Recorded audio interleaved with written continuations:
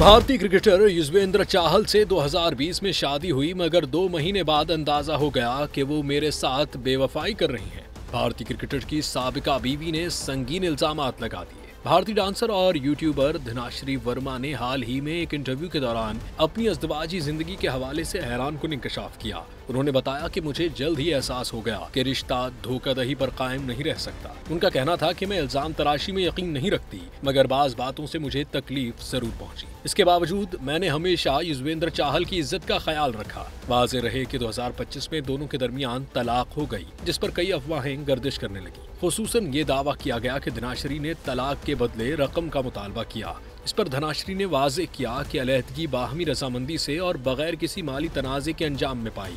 धनाश्री का कहना था कि मैं सच के साथ खड़ी हूँ, मगर गैर जरूरी वजाहतें देने की कायल नहीं।